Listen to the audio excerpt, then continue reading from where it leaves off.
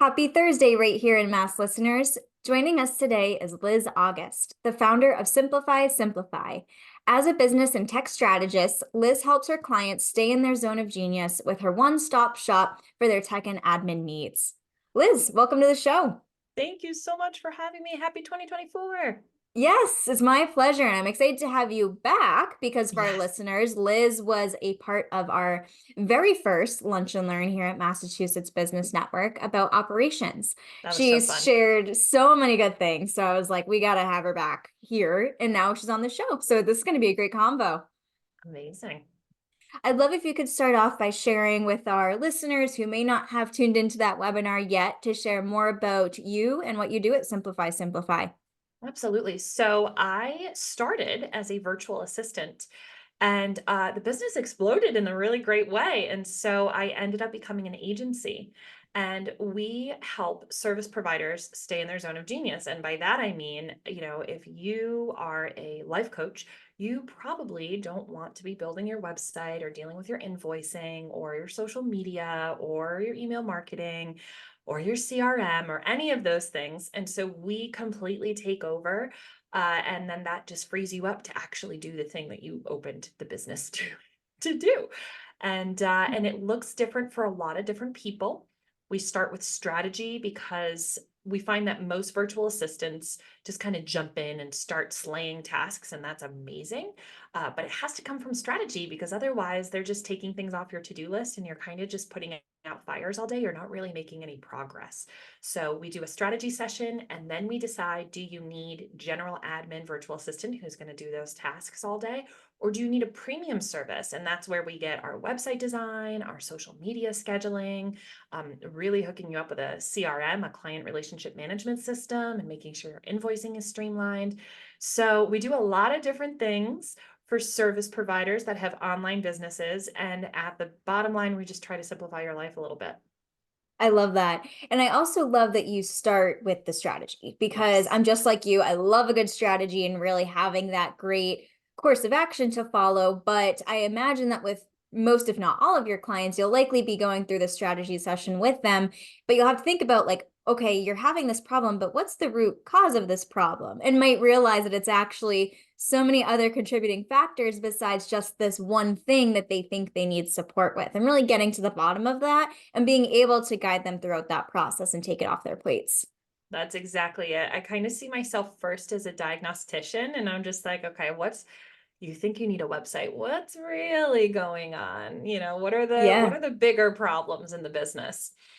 exactly. And especially too with something big like a website, you're like, wait a second, you need some of those foundational stuff figured out first before we do Yes. something grandiose like that. Exactly. And I try to do the best for the client because I'm not here to just be like, well, you need a website, you need a CRM, you need social media, and that'll be $10,000. And it's like, no, like I really don't want you to just throw money at a problem. I really just want to figure out what the problem is first, and then we'll do the Yeah. best next step for you.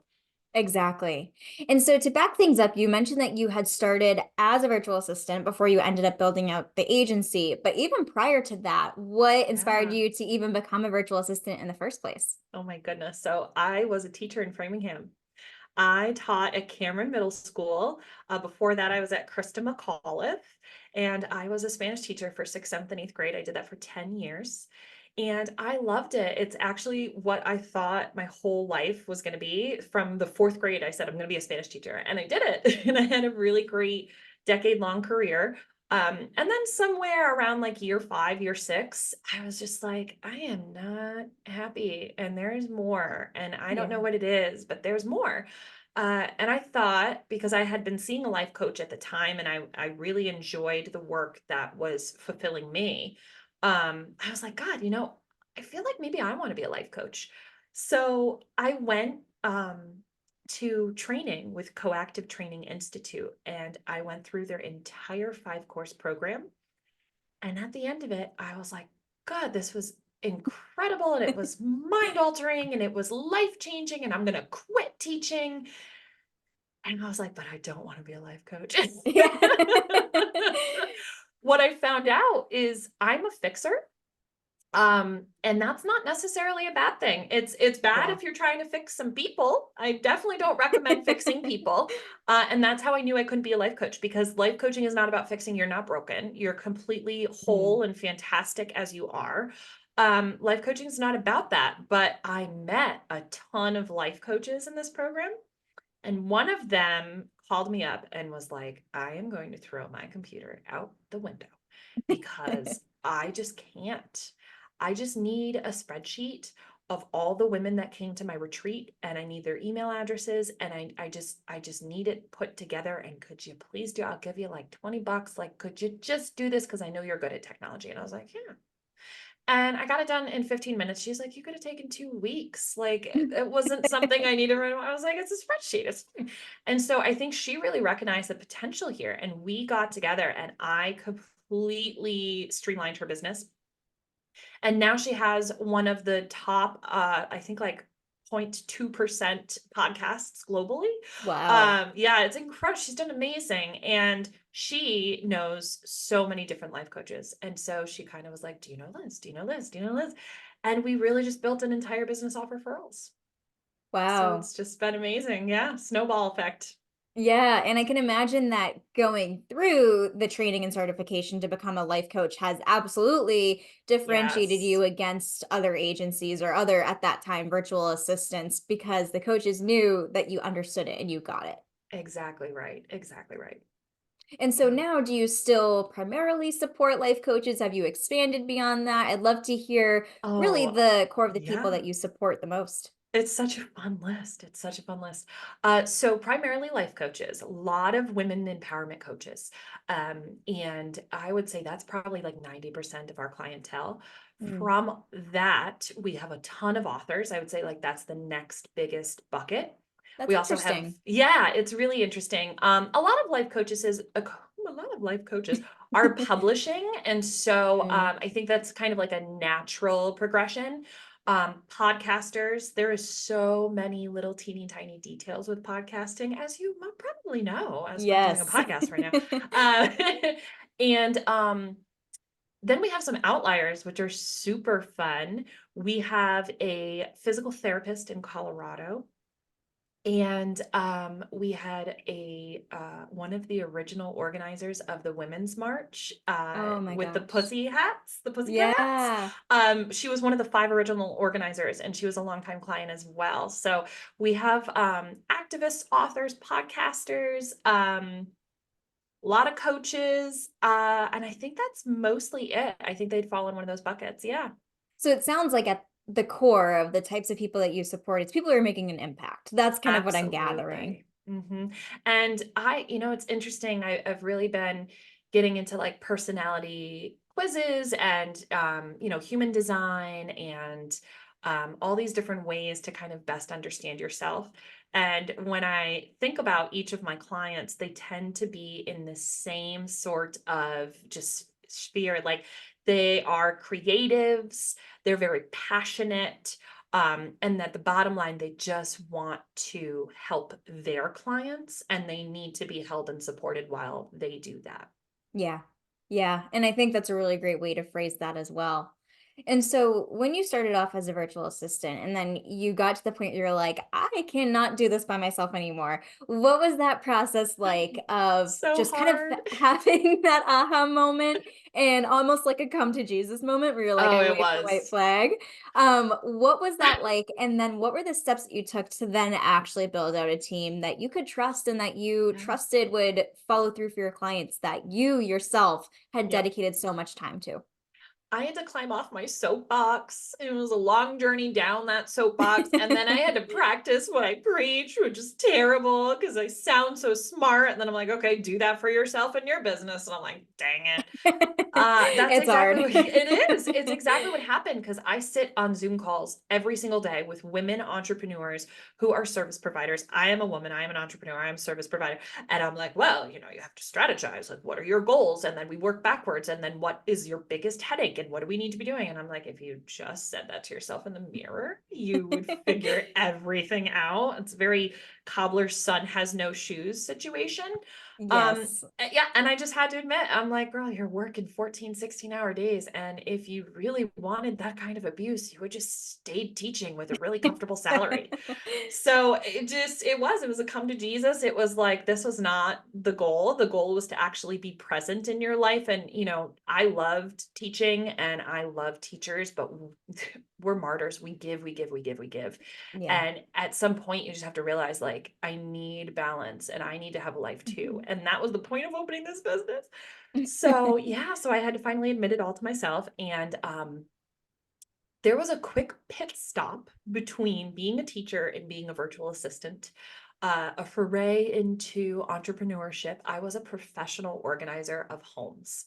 Oh, fun. Right. And it was so fun because A, I'm a fixer. So if I'm going to walk into your messy home, I really need to fix it. My friends love me. B, it actually really fits with virtual assistants. I just made things virtual. I'm still organizing and fixing and streamlining, but I just kind of went from houses to businesses. While I was a professional organizer, I met a fellow professional organizer, and she and I became friends, and we knew that we were very similar because of this like orderliness, organizing factor about us. And I learned that she had actually stopped working her business and that she was home with some health issues as well as raising two gorgeous girls. And I was like, hey, Kristen, you're the most organized person I know. And you know what it's like to own a business. And so, do you think you would want to be a virtual assistant with me? And she was like, yes, never leave my house and work from home. Absolutely. And she really was the turning point. I Yeah. got way many more hours in my life to take on more clients, but also be a mom to a now 6-year-old. I like don't work weekends anymore. It's really fantastic. And from her, I mean, we just kept getting more clients and we were like, oh my God, we got to grow this team. So now we have several gals on the team, and it's just keeps growing. And it's really just been a really fun and beautiful process. I love that. And so with the team members that you've since added on after Kristen, do you add people who like specialize in a certain like task, I guess is the best way to put it. Like make sure that they have specialties to contribute. Absolutely. So we have a general admin team. Kristen's kind of the leader of that. And then we have some girls, Takoa, Sarah, and Breen. They're all on that side. They're the ones that are not like full-time employees, but they're just always available and they're doing the tiny tasks that really pile up. And then we have specialists, tech specialists, and those gals are all over the world. And they're kind of just like, like a Rolodex. Like I'm like, all right, which one of you does Squarespace? And we have a Squarespace client. And I'll like email 3 of them and be like, who's available? And the first one that responds gets the job. Yeah. Or I'll just know a design style, and I'll know from prior work, and I'll be like, oh, that'd be a really good fit here. And then I'll go and I'll call up Lydia and be like, hey, I really think you should do this site. And if she's available, great. So it's a fun mix because I have a core team that's always there and we're always chatting. And then I have people all over the world that I just kind of call on when needed. And it's fun to catch up with them too. Yeah. So with that, now that you have a team, like, are you still, I guess, in the day-to-day stuff, or have you really kind of focused on taking that step back and more so managing, maybe even a mix of both, honestly? I would love to lie to you and just be like, yeah, I step back and Yeah, go I on can so many relate. vacations. Uh, I will say that in 2023, I traveled more than I think I have since my kiddo was born. So in like 6 oh, I love years, that. yeah, I was everywhere in 2023, which is like the proof that if you delegate, you can actually leave the desk. You're not chained to it. It's an amazing concept. Uh, so yeah, I would say it's a really healthy mix. I'm not working 14, 16-hour days anymore. I don't touch my laptop on weekends unless I really want to. There's a lot more work-life balance, Mm, still a work in progress. And yeah. yeah, so like comfortably in the middle, I think. Yeah, that's how I feel too, because for me, I feel like we're a lot alike where we're very type A. And so being able No. being able to step back and be like, this is the reason why I hired these people because I trust them and I know that they have all the expertise in the world to handle this, but it's just so hard to let go. I think that's the hardest Yes. part is not Mm. hiring, but letting go. Were we separated at birth? Yeah. Maybe. It's possible. Yes, 100%. And it really is that trust. And, you know, we've all done it. Like you can hop on Upwork or Fiverr, and these platforms are awesome, and you can find some really good talent out there. Mm. But do you really know what you're hiring? Because you might, again, think that a website will solve all of your problems, but if you didn't strategize to write that copy and design it just so with a really central call to action that's throughout the entire site and leading them exactly where you want them to, it'll look great. I'm not sure it's going to be 100% functional and strategic. Mm. So, it's really that idea of get to know the person. And we try so hard to be a part of your team instead of just like this outside entity that's kind of taking care of some things for you. Yes, and I think that like integration is huge because when you get to know your clients on that really close level, then you end up Yes. identifying things that they might not even know they need support with. And you're like, I think we need to focus on A, B, and C, just being a part of this. And Yes. I noticed that that integration too is what leads to those long-term clients. So you'd mentioned you had several clients that have been with you from the beginning. And when your clients feel like they can trust you so close and you have that really great relationship, that what makes them want to work with you forever. And that's a really great customer service value add that you have. 100%. We have a lot of those clients that they've just been with us since 2019, 2020, and they're still going strong. We also have a lot of people that just keep coming back. Yeah. So they might have fixed their website and it looks great and it's working really well. And now they're like, email marketing, cool. And they'll Yeah. be like, help. And I'll be like, yeah, I knew you were coming. It's okay. You got here. So yeah, it's fun. I love all my clients become my friends and we stay in touch, and it's so much of a nicer relationship when you can really say like I care about your business and your success is my success.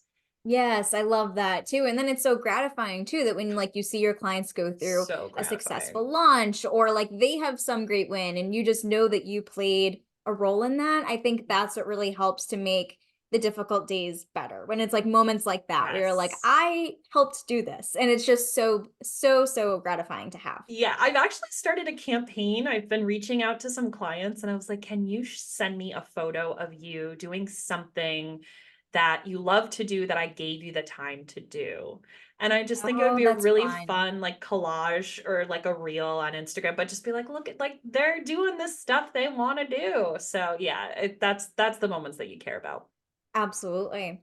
And so for people who are listening to this episode who have a business and they might be saying to themselves, you know what, I think I might need help operationally or with tech, but they're not quite sure if they're ready yet. Like, what are some signs that they should be looking out for to know if it's really time to bring in an expert like yourself and your team to support them?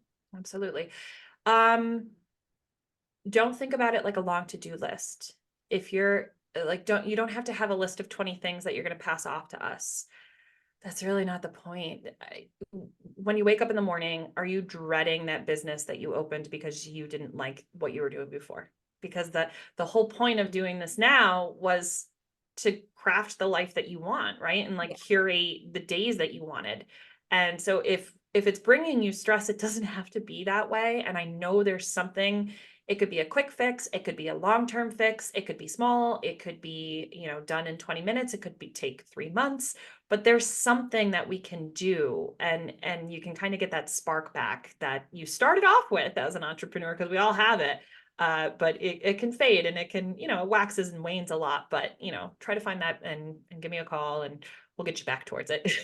Yeah, and that is such a great point that you bring up because I honestly, like literally this morning, just wrote that in my journal myself is that I feel like Yeah. I'm starting to love my business again because I'm Yay. letting go of the things that aren't things that I enjoy or things that aren't serving me so that I can focus on the things that I really love to do. And so when you're able to help your clients achieve that same result, then it's such a great feeling for them because as you mentioned early on in this recording, like we start businesses because we want to live a life that we love. And so being able to give them that opportunity is everything, really.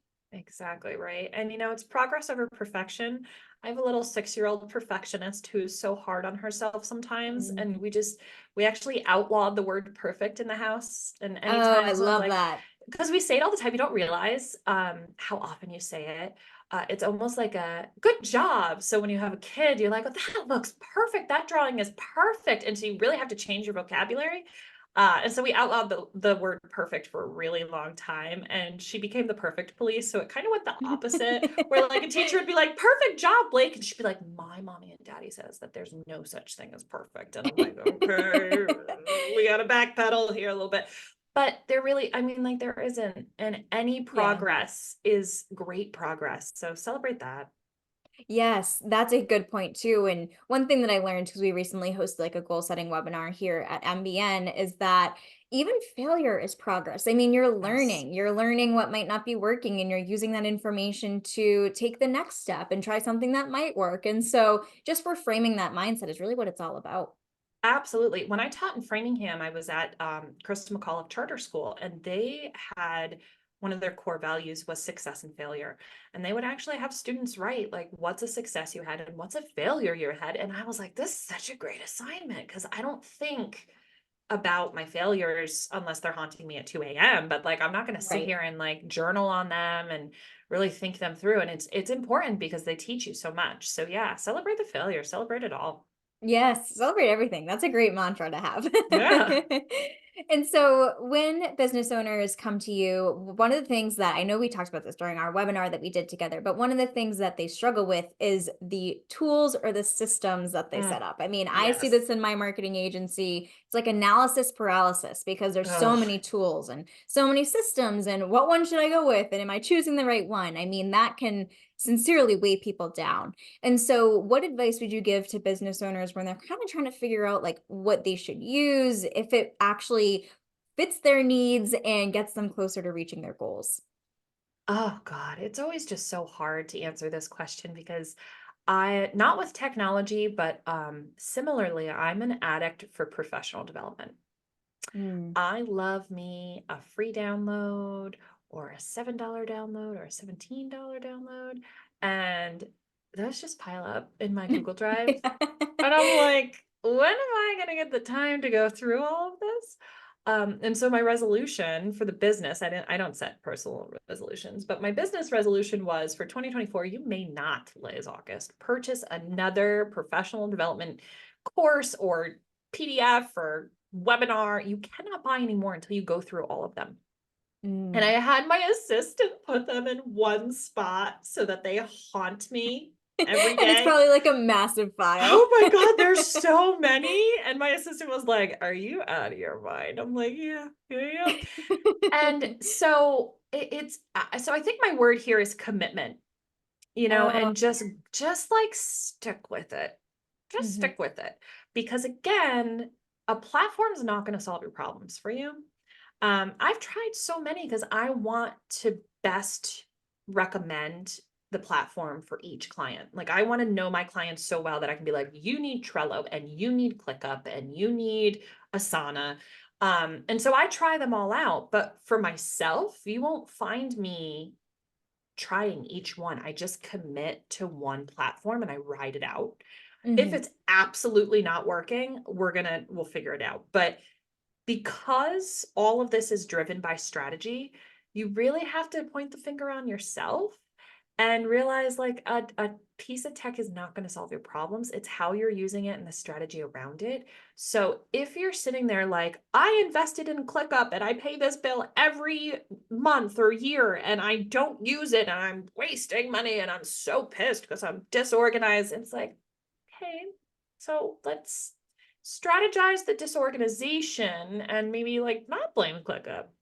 Yeah. So yeah, it's really a matter of like pick one and get your strategy in order before you dump your whole life in there. And then it'll sort itself out is really when you have that strategy outlook. That's great advice. And you had kind of alluded to this, but it's really the idea of like, don't reinvent the wheel. So if Oh my something God. is working for you, like, don't just drop it just because you see this new shiny object and think it might work Shiny object better. syndrome. Yeah. And like every Instagram ad, that's like, oh, you said you weren't going to buy anything in 2024 that's business related. You good luck, lady. Yeah. Those Instagram ads, they come for me every day, every day. And there's some great creators out there. And I know that their PDFs and their webinars and their classes, like all of that's going to be very helpful for me. But I'm like, no, like, I have to commit to what I have already, and Mhm. then, kind of have like a wish list for later, kind of Yeah. like the Amazon cart, just throw everything Just in keeps there. growing. Yeah. And then maybe one day pick out two things. Exactly. Exactly. But yeah, and I mean, especially feel like that this is probably prominent for you with like a new year when people are like, Hmm. let me just revamp all my systems, even though I might not Yes, need to. And I found myself absolutely. guilty of that. Like 2 weeks ago-ish, when I was on my holiday break, I was like, you know what? I'm gonna get a calendar to use. I need a planner. And then I was like, when have I ever used a When paper have I planner? ever Every used a time I paper buy one, planner? every time I buy one, it gets unwritten. So I Correct. love my just plain notebook and my Asana. So why am I going to buy a paper planner? And then I had to stop myself and I was like, you're just getting caught up in what you're seeing Yes, online of everyone else using their planners and you don't need one. And I was proud of myself for absolutely. walking away, I'm but proud of that's you too. For me, it's it was hard. TikTok is pushing those giant calendars. Have you seen these? No, I have not. So the calendar is like as big as your wall, and Oh instead my of gosh. instead of each page is a month, it's the whole year. So there's 365 boxes, but the month is one big long line across your whole wall. Oh my goodness. And I'm like, whoa, that would be so cool. And then I'm like, you fool, look at your office. You do not have a I don't even know if you single have wall wall. space. I have zero, not a single wall in this office could fit that calendar. I'm like, you're such a fool. Also, your biggest pet peeve is when you go to the grocery store and you left your grocery list on the counter because you didn't put it in your phone where it belongs because your phone is always with you. So, what do you think this giant calendar that's on paper is going to do for you? Oh What's my it going to do gosh. for you? So, yeah, Exactly. it's just the same concept. It's like, oh my God, just because it looks amazing, it really did. Like this calendar was really cool. I'm like, just because it looks cool, it doesn't mean it's going to work for you. Yeah. So, and it goes back to like my teaching when I was teaching Spanish to kids in Framingham, I was like, oh my God, like some of these kids are Brazilian. So they're not just balancing a new language of Spanish, they're also have English. They're trilingual now. So um, it was really just establishing everybody's learning type and everybody's, Mhm. processing skills and finding the best fit for that person. And it's not going to be a wall calendar for everybody. I'm sorry. You nailed it. And I can imagine that the work that you had done with your students of understanding their learning has probably really closely translated over into your business and understanding how your clients learn things and how they retain information, which is huge. Absolutely. Especially because I think the majority of my clients are creatives and I'm very not. I'm a logistical person. It's so fun to see the differences. And I always equate it to like they're my beautiful bouquet of balloons and I kind of have to pull them down to earth a little bit.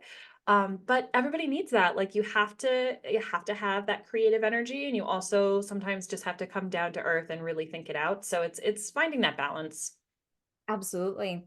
And so when business owners are ready to get started with working with someone like yourself to support them, is there anything you think they should do beforehand, before they get ready to just hand off that to-do list, which as we've chatted about, isn't exactly the best thing to start with? Yeah. So, I mean, people's needs are everywhere, but what I have boiled down any service providing business to, like the things you really need to concentrate on, it all comes down to the client journey Mm, and your website, your social media, your email marketing, just regular emails when you're like onboarding a client, just one on one. It all comes down to that. And so you just want to keep thinking, what's the easiest way to work with me? The easiest way to work with me. And is it a Zoom call? Because we're so quick to be like, yeah, meet me on Zoom and see if we're a good fit and see if we're a good fit. And then all of a sudden you have zero time to work because you're on 20 Zoom calls in a week. mhm. And so whenever my client tells me, well, the first step to working with me is getting on a Zoom call, it's like, no, it's not. It's not. Like don't do that to yourself. Don't get on every Zoom call just for somebody to talk to you for half an hour and then maybe not even hire you. So Mhm. it's just a new way of thinking around, are you going to be so quick to hire somebody when you get on a Zoom call? Or are you going to scope out their social media? Are you going to try to learn everything you can about them? And so it's you want to think of your business as a whole and you want to think what's the shortest path to working with me? And then you'll start to see, oh, yeah, they should probably hear from me a couple of times before the Zoom call. Yeah. There's an idea.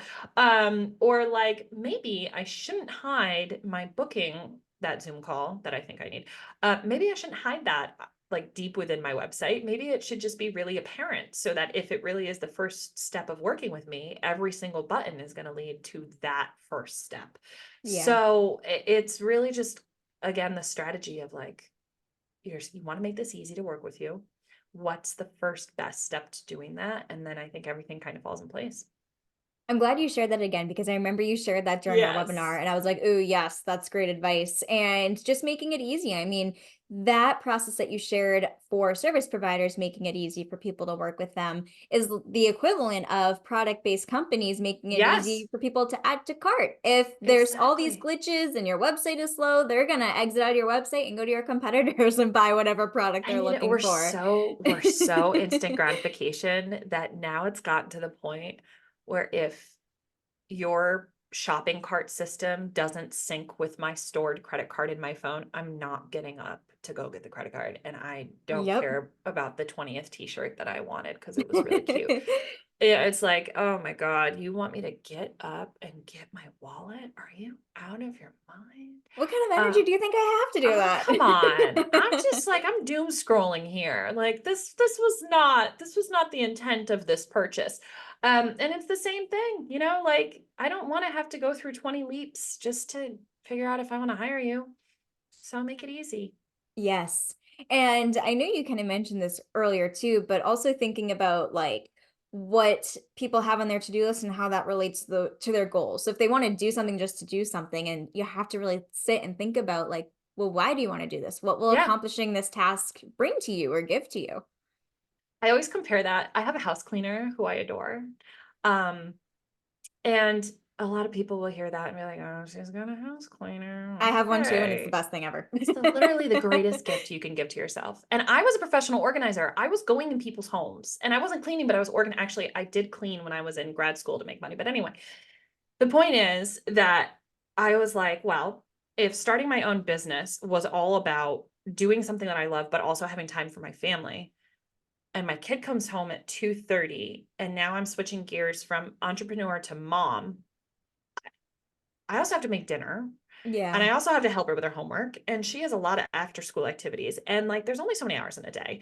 And so cleaning is really like, as much as I love a clean house and I can't condone it not being clean, I'm also not going to use my time to do that. And I will budget around affording that house cleaner Hmm. because the payoff is time. And time is precious and time for me is everything. So that's the decision making factor in a house cleaner. And once I realized like she was amazing, she did an amazing job, I was like, what else do I hate? Laundry. I hate laundry. And I do a load of laundry every single day. I wash it, I dry it, and then I sort it into baskets. And then the miraculous woman that cleans my house, she comes back every 2 weeks and she just puts it away. Oh, It's amazing. so easy, but it just doesn't get done. And she just cut, and she doesn't even talk to me. Like, she's just the sweetest, wonderful woman. She has the code to the garage. She parks her car. She comes in. I'm on a Zoom call. She goes, she puts all the clothes away. She's here for 45 minutes. She gets back in her car. I see her drive away. She texts me, see you next time. And I'm like, You're oh, like amazing. I love you. You're like my fairy godmother. That's just sometimes exactly what we need. And Hmm. it can be like that with your business, I swear to you. Yes. Yeah. Oh, I love that. If you were to give one last piece of advice for our listeners about what they can do or should do in regards to really streamlining their operations and all of their tech stuff, like what would that be, would you say? I have an organizer. So because I was a teacher, I love a good worksheet. Worksheets are life. On my website, simplify.me, there's a freebie. You give me your email address. I promise I'm delightful in your inbox and you can always unsubscribe. But there's an organizer in there and it says it's basically a guide on what to delegate. And it's just a little Fun. brainstorm activity. And it's like, and maybe you'll even just write down your laundry and cleaning your house after you heard me. And that's great. Like, please go do that. Let me know if you want Damiana's number. She's amazing. But it's just gonna, it's a brain dump. It's just a couple of questions and it's gonna get you to just really think about like, what am I doing that I don't have to do? Yeah, brain dumps are huge. I mean, you Love get them. so much out of them and you're like, I didn't Ugh. even realize that this was weighing on my mind and now I figured it out. So when you're up at 2 a.m., just brain dump and then go back to bed. Exactly. One of my favorite questions to ask our guests when they come on this show is what their favorite local businesses are to support, because of course this podcast is all about supporting the businesses of our guests when they come on the show. So could you share with our listeners what your favorite places are to frequent? Absolutely. So I'm in Worcester. I'm in Tatnick Square. And we have just such a great bakery here. It's called On the Rise, and they are amazing. My husband works from home on Fridays, and his favorite thing to do is walk over and get me a chocolate croissant, and they are heaven. Yum. Must try. They're always really toasty warm and gooey, and they're amazing. And then another one. So my daughter's 6, and I thought it was too early to start piano lessons.